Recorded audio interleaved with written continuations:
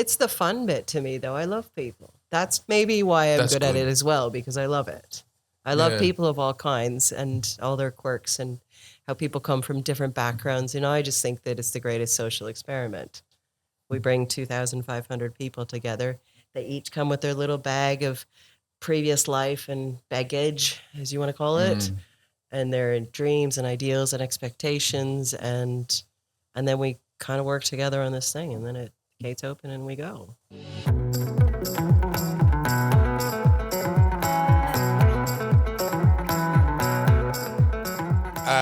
Welcome to Radio Woodfordia with me, your host, Harley Breen. I'm excited about this episode and this guest.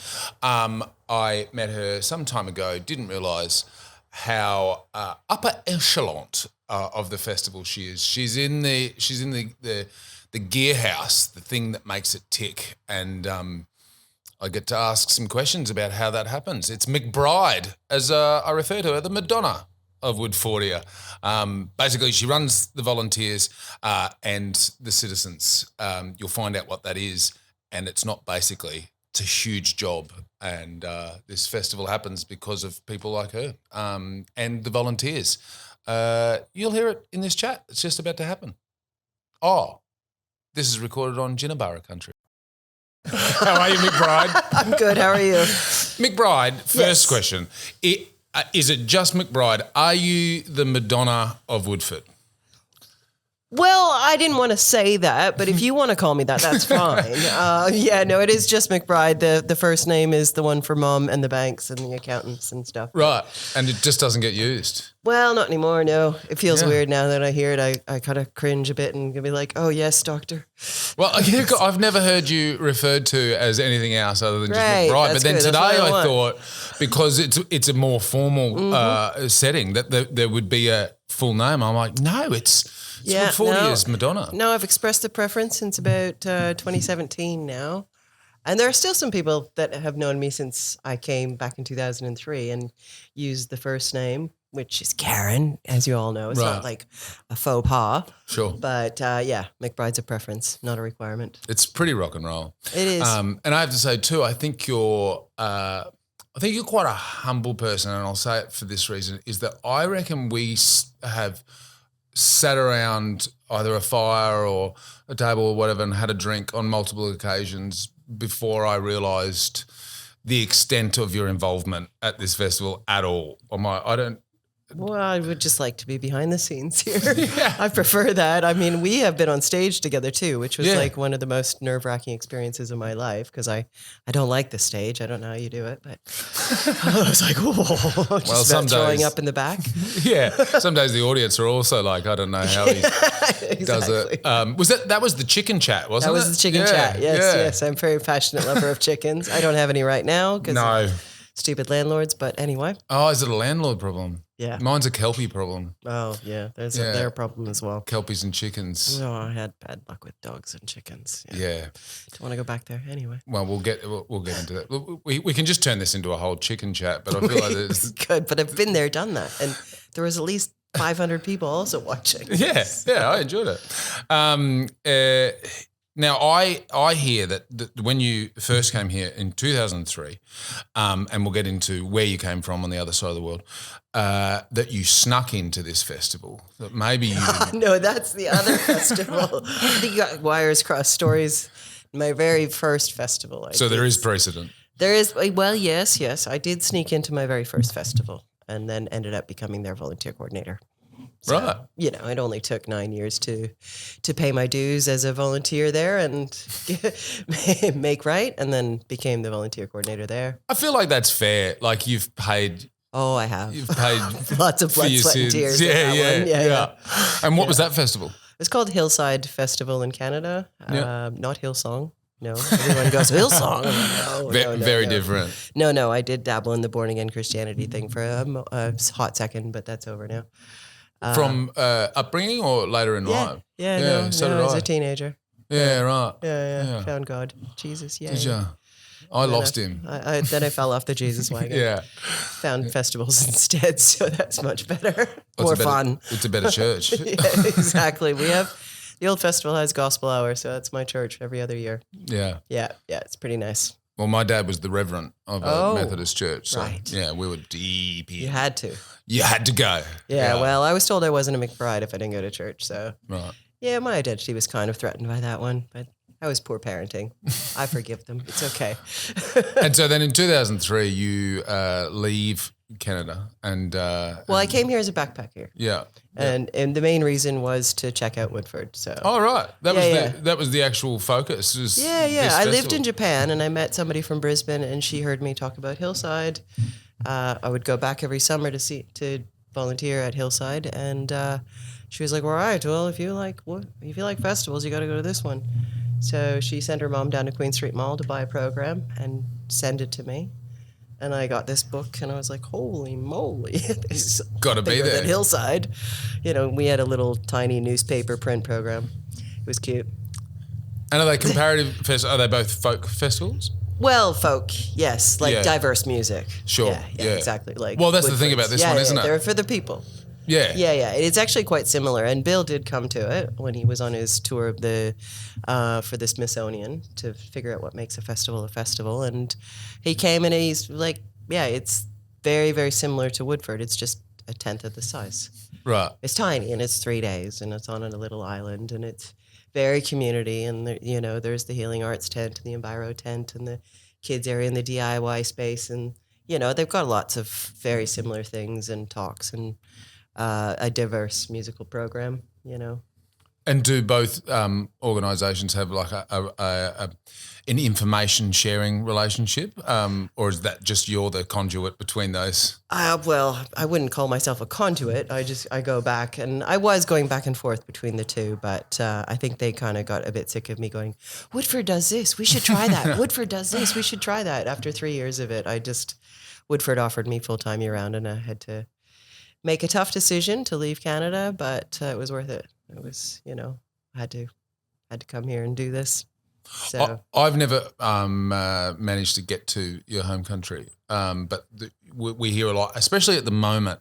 We we hear a lot about how we're really similar nations, and I feel like maybe some of that motivation is Canada's desperate ploy to separate themselves from the main common feature neighbours. of a Canadian is that we are not American. Yeah. That's correct. Yes. Would you say that we do, but we have similar sort of social I think DNA? Canadians and Australians are definitely very similar.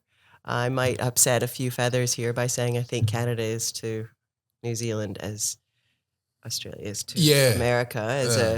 Australia is the big brother of that country, and Canada is the little brother of America. Sure. So, but vibe-wise, the people are very, Pretty very similar and friendly. And Canadians are a little bit more reserved. Australians, I think, are a little bit more willing to give it a go. Yeah. And maybe that was have a crack. More of a thing here in Woodford, where we were daring, bold, optimistic, and not afraid of trying new things. So that's what brought me here. I love that. And here we are.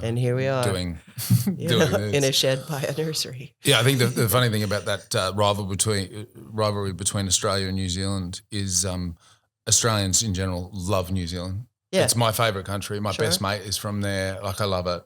And I've performed there quite a bit, and they hate us. Yeah. I mean, not really, but they, Well, it's hard. The big brother, little brother kind of analogy is, there's a brain drain that has gone on where, America has taken all these great comedians and smart scientists and, great doctors and everything, and they pay them more, and because they have a bigger market. I think it's changing now, and there's a lot more people the reverse is happening, and people are trying to leave the States and come to Canada for the social aspect. For heaps of reasons. Healthcare being probably healthcare, leadership, government. Yeah. So anyway, and so, it's a different podcast, isn't it? That is, and that's probably more along the lines of what all the other ones I listen to. Which is boring. So But so you're here in 2003, and did you come just as a punter or as a volunteer? I contacted them and I said, look, I manage volunteers at a festival in Canada. What can I do? I was really keen. I've been traveling around for 6 weeks by myself, and the reason I was able to come was because my dad died, and so it was a bit of also a little personal journey of, this was the silver lining of him dying, was getting a bit of money, and I decided to run away to come and check out Woodford. So after about 6 weeks of traveling alone, I was like, I actually need community, and I'm here for Woodford. They must need people now. I could go, and the volunteer coordinator at the time was also doing stalls. So she was basically wearing two hats, and I just kind of walked in and went like, right, you're doing the exact same thing as I do back home. So give me a list, give me a phone, give me a desk. I'll start calling people and putting people into the Gates database and just finalizing those crews and helping just put people in places and make them do jobs and make sure they get a wristband when they arrive. And we worked our butts off. Yeah, I'm glad you said that bit at the end, because that whole way through you were selling that like, it's fine, I just did this thing and it's fine. And just, oh yeah, well, but that's a huge job. It was massive. At the time it was 1,800 or so, 1,850 volunteers. So smaller crew than we have now. But she was also doing stall holders, which now they're two fully separate full-time gigs. Because then, so, I mean, how many stalls are there? At that time, probably close to 150. Yeah. Yeah, and they're a whole other kettle of fish. That's a lot of things, yeah. That's another podcast too. Yeah, totally. Well, there's elements of, there's people management, which is really difficult, and town planning, businesses. And Yeah, they require all the infrastructure, the power, the sewerage, everything. So I just focused on the people with her, and I think, she told me I saved her life, but I think that's a bit dramatic. But and then they can, I said I'd come back again the next year. I came back again, volunteered for 2 months the next year, and then I got sponsored. So that's great. And then they gave me a little money to come over, and then sponsored me as a resident, and it's all because of Woodford. Yeah. And now you are, this is going to be a good segue, a citizen. Mm-hmm. I am a citizen and the citizenship manager here now. Yeah. So, yeah. Oh, welcome to the country. Oh, thanks. Thanks. The system works. Yeah. It's been 13 years now. Yeah, great. Yeah, so, I do want to get into all that, and obviously we talk a lot about volunteers. There's heaps of stuff to talk about in there, but I wanted to go back to something you just said. You said Bill was on a Smithsonian tour. Yeah. What was that? Well, he got a grant to go around North America and visit festivals, and the question he was trying to answer was, what makes a festival a festival? And so he went to all sorts of festivals. And, when I heard that he was coming over, I was like, you got to come and see Hillside, So he came and saw it. It was cold for him because we were having a cool summer, which means it was like winter here. Yeah. Like this was as hot as it got. And at night it should really cool down. It can do that, drop down 15 degrees at night. So he found it very cold, and I think at the time he really liked his Bundy rum, and they didn't serve any rum at the festival. It's just beer and wine. So he didn't stay long. He liked it and recognized its goodness, but then... That's great. It's a great festival. Why'd you leave? No rum. So. No rum. I probably would hate that I'm saying that, but... So this is after Melania and after Woodford was the thing? Yeah. We're talking 2003. So I think, they moved over from Mullaney to here in 94. Yeah. So, yeah, they'd been here 9 years. It was still pretty rough. The duck pond was still full of tall grass, and they had a metal sculpture of the steel man, like a scarecrow out of tin, or I can't remember.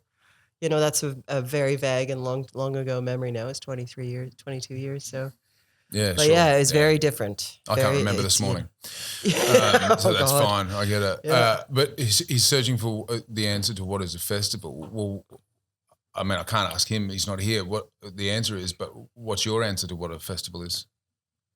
You've been involved for a very long time. I think that it's a group of people that come together with a common mission to celebrate culture and art. Yeah. And I think that it has to be more than that it has to have some sort of deeper purpose to it.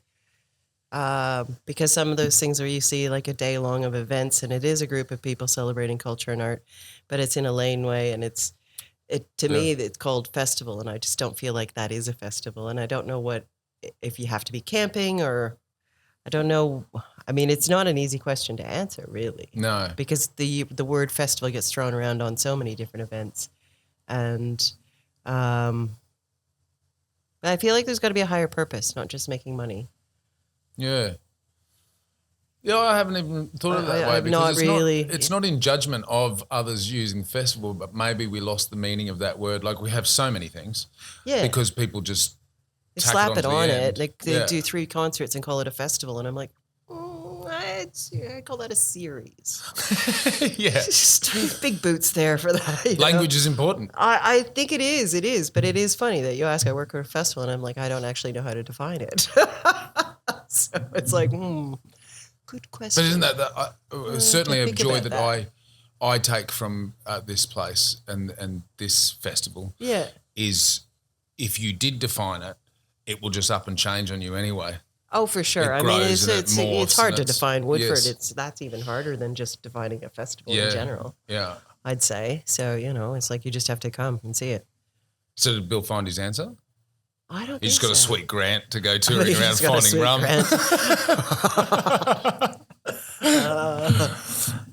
He probably did an incredible presentation that, would have really satisfied them and written something. I'm sure. Yeah, but again, we are talking 21 years ago and the memory fades. I can't remember, to be honest. Because if I said yes, then I would have to remember what the answer was. Yeah. You're totally okay. No comment. We'll put it in post. Yeah, we'll exactly. find it. The answer is... Why are you good at managing people? I'm putting that on because you are good at it. But what is it? Or did you... A lot of practice. Yeah. I guess I've been doing it since I was 3.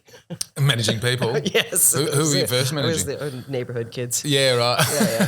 Yeah. I was always that kid that was organizing the haunted house or the obstacle course or spy versus spy games against the brothers and stuff, So I don't know. I've always managed other people and organized them into doing fun things. I just like fun, basically. Yeah. Perhaps. Yeah, fun's good. And bringing other people together to do it together is even better. Yeah. So I just get a kick out of it. I don't know. And I have been doing it for a very long time now, like since 98. Yeah, let's not embarrass ourselves. It's a long time. Because it takes a lot. I think there's maybe a lot of people that enjoy festivals of all different kinds and shapes may not be aware of the volume of volunteers needed, especially for a juggernaut like this. Yeah, the one question that I get regularly is, what do you do all year? And I just joke that I'm like, we have car pass meetings. But have what? Car pass meetings. It's incredible how much time you could spend talking about car passes. Yeah. But this year we're aiming for let's just keep it the same as last year. That's it. Okay, next, move on. Meeting done. That meeting done. Yeah. We've got to put that one to bed. It's an incredibly complex thing to build a village and then run it and then pack it away again. So there's all aspects of it. Yeah, that's what we're doing. Happens. Yeah. Yeah, it's 20,000 people on site and it's in a temporary village. Yeah. So, you can go over there now and see it all green and beautiful. And then there's, 300 tents that go up of all sizes and pathways and signs and decorations and flooring, duckboards and everything. It's like a magical village just pops up out of the valley. There's a movie. There's a story about that, mythical story about a town that just reappears every few years, and if I had the details, it would have been better for this anecdote.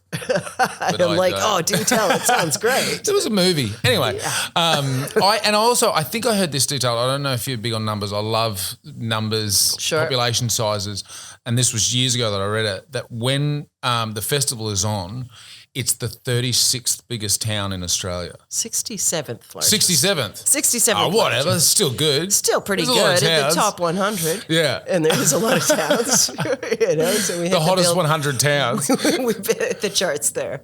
Yes, it's true. And we probably also have one of the larger volunteer crews. I don't know how many volunteers something like Meredith or... I know Blues Fest has a higher proportion of paid staff versus volunteers. They don't rely as heavily. So, I know we're bigger than Blues Fest, even though attendance-wise we're similar. Right. But yeah, a lot of the other for-profit festivals don't rely on volunteers. We've had to out of necessity and had to out of joy because it's what keeps us going. So, and it is always part of it. Like it was volunteer-driven for the first 10, 12 years before anyone was getting pay. So, You know, that's the beauty of it. Is that that's really deeply ingrained into the ethos of Woodford, is this idea that you give to it because you love it. Yeah. And why not? You know, like Absolutely. like you get so much joy out of it in the return that you can't really quantify that. And or I wish I could do it without getting paid.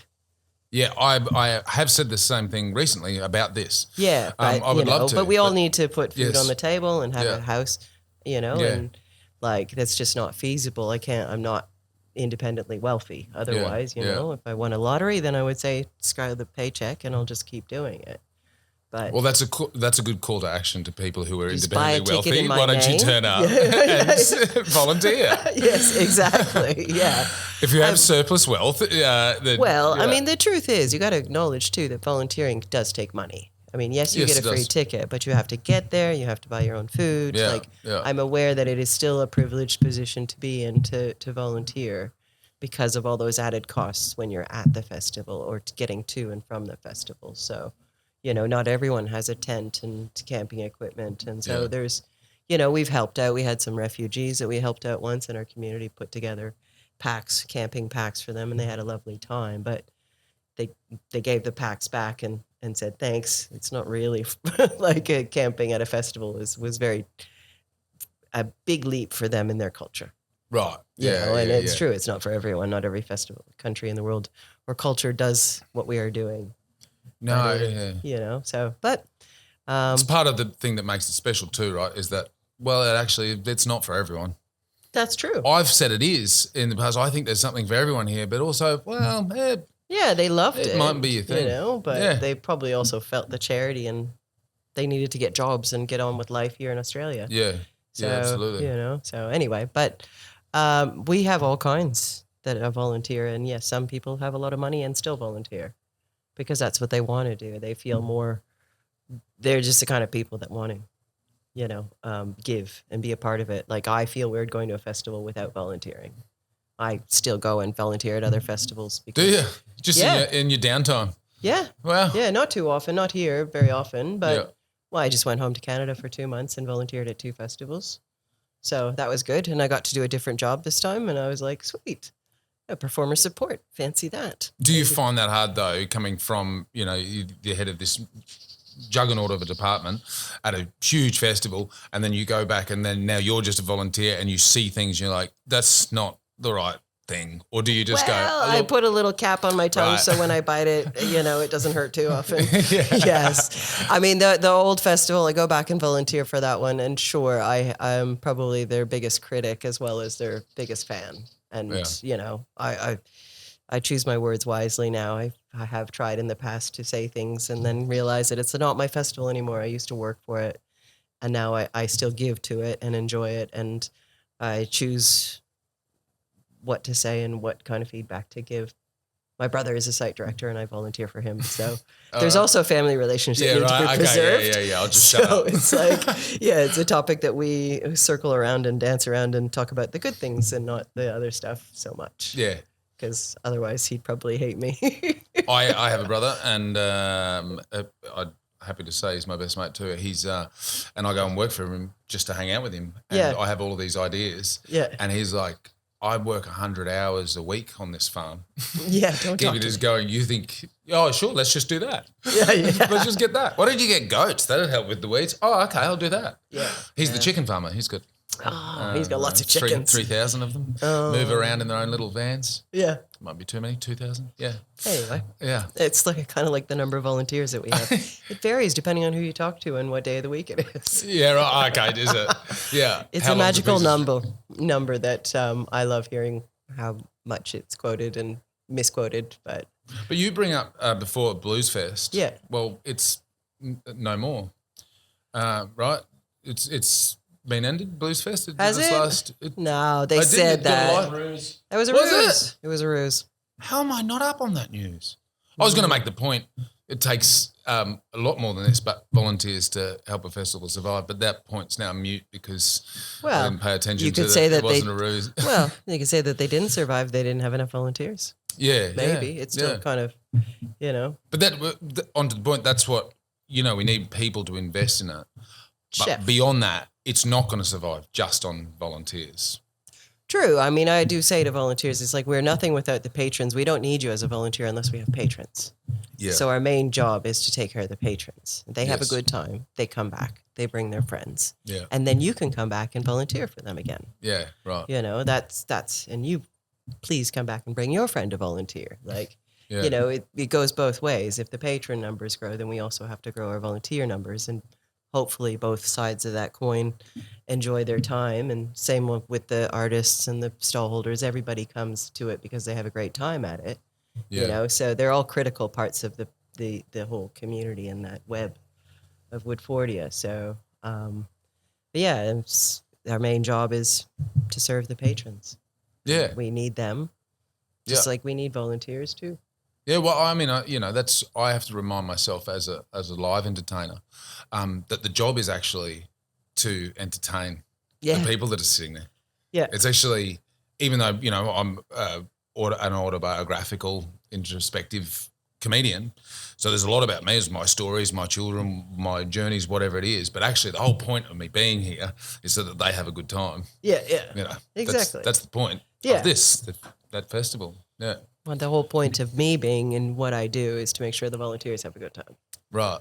You know, we sort of drive out the responsibility, and I probably wouldn't say I'm directly involved in the volunteer experience. I'm making sure that the department heads have what they need so that they can support their volunteers, because we break it down into about 150 departments, and each department head has their team of volunteers that they screen and place and select and train and roster and support and make sure, like I tell them, their job is to make sure the volunteers have a good time. Right. And then we area managers in the office, the ones that work on it year round and stuff, our job is to make sure the department heads have a good time, that they have everything they need. We listen to their reports and their issues, and we try and fix them as best we can, and then they have a good time. So. And whose job is it to make sure you have a good time? Amanda. It's true. She's got a big job. You're on notice, Amanda. Yeah, exactly. And I'm sure she does. Right? Totally. Yeah. I feel very supported and inspired by her. So, it's not hard. Yeah, but people management is hard. Yeah, I guess it is. Because people are complex and people are people. People are people. Yes. That's got to be the biggest part of all of those different jobs that you just Yeah. It's the fun bit to me, though. I love people. That's maybe why I'm good at it as well, because I love it. I love people of all kinds and all their quirks and how people come from different backgrounds. I just think that it's the greatest social experiment. We bring 2,500 people together. They each come with their little bag of previous life and baggage, as you want to call it, and their dreams and ideals and expectations, and then we kind of work together on this thing, and then it gates open and we go. So that's so cool to me. Yeah. It's like the coolest thing I get to do every year. It's awesome. Is that because you just threw a number there and you said 2,500? Is that how many? That's how many people we put through our volunteer database, and it's a workers database because it also includes the staff and the department heads and area managers. Right, and okay. we put everyone through this one software that we've built ourselves, and it's called Venus. And so, at the end of the day, there was 2,516, I don't know exact, something around there. I just say roughly 2,500 people were ticketed last year who are working on the festival in some capacity, from a 30-hour volunteer to, Amanda goes through the same system. Oh, okay, right, gotcha. We're all through it. Yeah. We're all through that, so we keep track. It's like a database of who did what when over the years, and we've had it going since 2005, and so, it's got a long history, that Venus. Yeah. Venus and I are buds. Venus. That's great. That's where I live.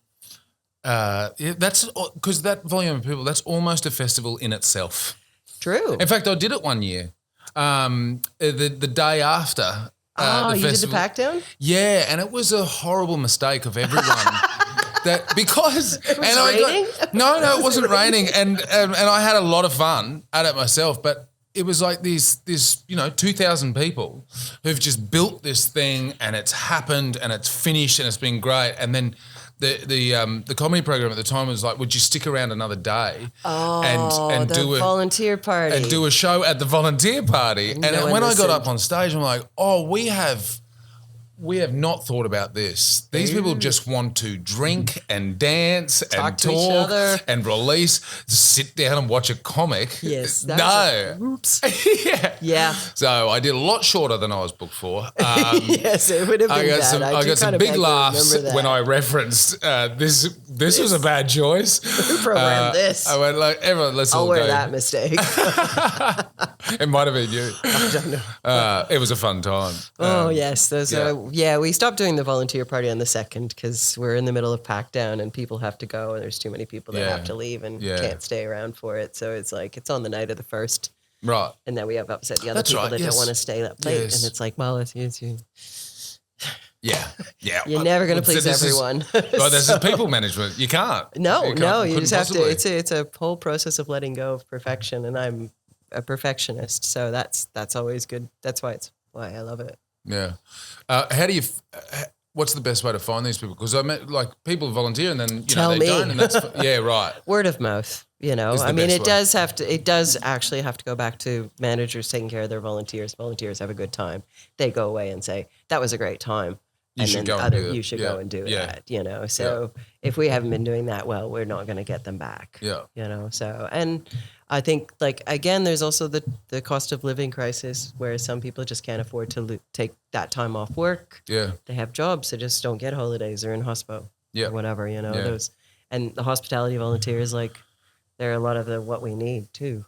Yeah. Working behind the bars, working in the general store and the cafes and, that making coffee is everybody's like lifeblood is coffee. So we all want baristas at that time of year. You do. When we're partying and we're not sleeping as much, coffee is life. And so we too are trying to find volunteer baristas when there's a whole bunch of people looking for paid baristas. And that's like, I get it. You can go make some money or you can go and spend money and have a great time at a festival. It's a tough choice for someone who's living on the edge. Absolutely. I find myself in my own life making those decisions. But, there's all sorts of costs in life. It's not just money. Yeah. Something might cost time, cost your labour, cost whatever. Emotional energy. Yeah. That's another one. But what do you get out of it? Totally. Yeah. But I think there's a lot of people, and myself included, that got used to being a little bit more introverted during the pandemic. I went through isolation 3 times. So I got quite used to, just me and myself for 2 weeks at a time. And so it was like, there's some people that got used to just making their own fun and they're on the spectrum, perhaps more introverted already and have, we're still trying to bring them back to remind them that actually getting out is good. Being with other people is good. You might find it tiring at first. And it is tiring, but it's still good. Getting out is good. Because I think the misconception about me is that because I'm quite loud and energetic on stage as a comedian that I'm an extrovert. But most performers are not. Did my Myers-Briggs. I am an introvert, and I can get into a spiral of just being in my shed on my own for days and weeks, and then I'm like, you should probably go out. You should talk to someone and do a gig because I need to pay the bills. I did the Myers-Briggs, and I was smack dab in the middle. Yeah, right. Which is maybe why I get along with lots of different people. Good people management, yeah. I don't know. I thought it was weird. I'm like neither introvert nor extrovert, judging, thinking, all that. It's like right in the middle. Right in the McBride. Just a little bit more perceptive than judgmental. Great. That's good. I guess, but they're neither one is better than the other, though. Come on, let's not. It's really good, the diplomat. Yeah, Canadian. We sit on the fence very well. Yeah. Now the other thing you do in terms of people management too, and it's and the other thing, but it's such a huge thing as well, is that you look after the citizens. And I've been coming to McBride. I've been coming here since 2007, and maybe I'm not a great listener, but it's only recent information, and we only really started it back in 2016-17. I think. Oh, that makes more sense. Yeah, so that was the year that we launched Lore Society and this concept of an annual citizenship and non-voting member, basically. So somebody who wants to be a member but doesn't want to go through that process or care to vote at the AGM. Right. So we have a small number of them, like about 115 people that are voting members. They pay more, but they also have the responsibility of, voting on who's on the management committee. Yeah. And then we wanted to expand it further. And the main goal was to find people that wanted to be engaged and informed and to be our ambassadors and to know what's going on behind the scenes, because we're doing so much more than just what's in that book that's Woodford Folk Festival. Yeah. You know, that they can't grasp it. We're like, we have a nursery. We have challenge employment here, learning to get their Cert 3 in eco-conservation. There's, you know, the Pondos building a waterfall or a pondless waterfall, not a waterless waterfall. There is water there. There's just nothing at the bottom. It's magic. The water just keeps going. Everything's possible here. Exactly. So, you know, and so we decided that, well, the way to inform people was through Lore Society, and Bill had a grand vision of a really nice paper, really nice stories, but newsy and not marketing. Yeah. Not like something that you would sit on your kitchen table and just pick up every now and then and read a story, and it would take you 3 months until the next one to get through it was 24 pages or 28 pages of individual articles and stories and what's flowering at Woodfordia, and it was beautiful, and I got to work on that, and that was a great way to help engage our citizens. Pandemic took the wind out of that sail because it's very expensive to do the printing and the mailing, and so we shifted to a digital version, which we always knew was going to end up just being like extra junk mail in someone's inbox. The hit rate was not great. Lore Society Online, so I thought it looked great. I was pretty proud of the work that we did together, and the stories. Again, it was still sharing the stories, but on a 3 monthly basis. And then that started to feel like, well, you know, this day and age, everything's fresh. You got to be turning it over faster. So, and even now we're doing every 2 weeks, and that feels like it's like some of the stories are stale by the time we're launching. And it's like, so, but now we've shifted to updates on a fortnightly basis. So still trying to keep our citizens informed and engaged and aware of all of the other things that we're doing in case they want to be involved in something else. Like, you know, that we know our audience includes people with great and incredible skills and talents. And sometimes we might be like, well, it'd be really good to have somebody who knows about managing bodies of water. And then we found somebody, you know, like we have Our Lady of the Lake, Shannon. And it's like through the networks in our... Is that her title, Our Lady of the Lake? She's the Lady of the Lake. That's great. Exactly. And you're the Madonna. Well, yeah, sure. You know, so it was like, well, keep people informed and engaged and aware, and then they might join in some of the other projects that we've got going on. So I do that, and there is about 1,200 of those folks. Right. So, but I don't have to do much with them. I'm feeding them information, and they ask questions every now and then, or have to update their credit card details for their payment plan or whatever. And share the responsibility of writing the stories with our chief megaphone, Benny, and we write stories about what's going on here, and they're short and sweet, but they're enough for people to get the taste of what's happening at Woodford, that there's always things happening here at Woodfordia. So. Yeah, and I'm finding more and more. Most of my involvement has been when I was living in Victoria, down in the cold south, and I live just nearby here, and I'm like, oh, there's just stuff all year long. Yeah, you know? So many reasons. Which to is be why out it's here. quite funny when you get the question, "What do you do all year?" You're like, well, oh, so many. I went back home and was explaining to some friends. It's like, we have 17 events this year, I think. You know, we have the monthly working bees. There's 11 of them. Then we've got the 2 Lake Gula campings, and then we have the planting, and then we'll have the winter warmer, and then we have the program launch, and then and Woodford, of course, takes all year to plan because it's always in the back of your mind, and then there's just that time when it's just like that's the main focus. But yeah, there's a lot going on. And now I feel bad that I added podcast guests to you. Nah. Get you in schedule. No, this gets me away from the computer screen. Yeah, okay, I've been like this for the last week and a half since I got back. So, 2 months off is a long time away from here. Oh, well, come back anytime you want. Yeah, thanks. I'll talk about volunteering for Woodford when it's closer to the time. Sure. Yeah, that's in October. Send me a message. I'll plug it as often as I can. But also, I think that citizen thing is a really cool idea. I think it's great. It's $36 for a year. It's $3 a month. That's amazing. Yeah, it's less than a coffee a month. So, if you want to join, please do. It's really easy to go, woodfordia.org. and find the join button. I 100% support it. Do it. And now you get extra episodes of this podcast. That's right. You'll get bonus content. Yeah. It gets loaded on. Bonus content.